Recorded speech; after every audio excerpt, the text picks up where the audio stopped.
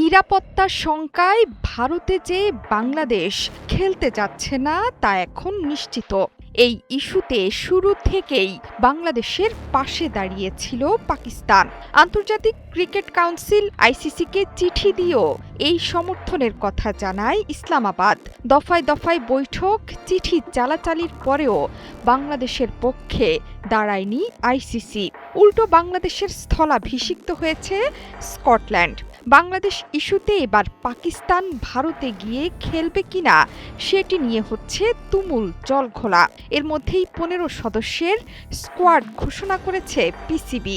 দল ঘোষণার পর ভাবা হচ্ছিল বাংলাদেশকে পাশ কাটিয়ে বিশ্বকাপে খেলতে যাচ্ছে পাকিস্তান, জানিয়ে তৈরি হয় তুমুল সমালোচনা। তবে দল ঘোষণা মানে যে খেলা নয় সেটি স্পষ্ট করেছেন পিসিবি চেয়ারম্যান মহসিন নাকভি।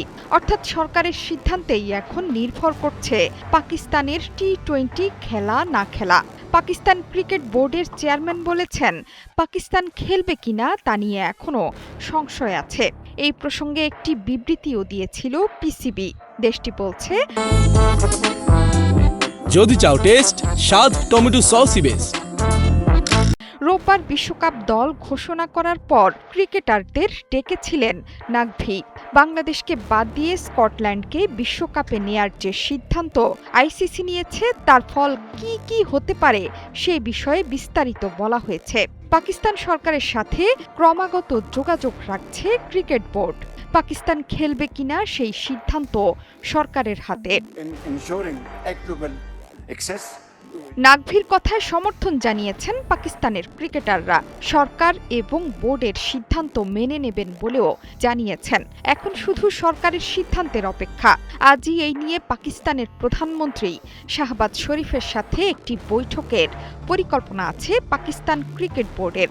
একজন সরকারি কর্মকর্তার বরাতে জিও নিউজ বলেছে, বিশ্বকাপ খেলার ব্যাপারে শেষ পর্যন্ত পাকিস্তান সরকারের অনুমতি না পাওয়ার সম্ভাবনাও আছে।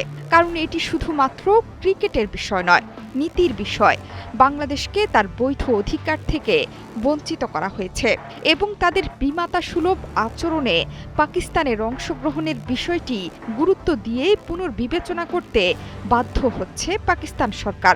তার মতে আন্তর্জাতিক খেলাধুলায় দ্বৈত নীতি থাকতে পারে না।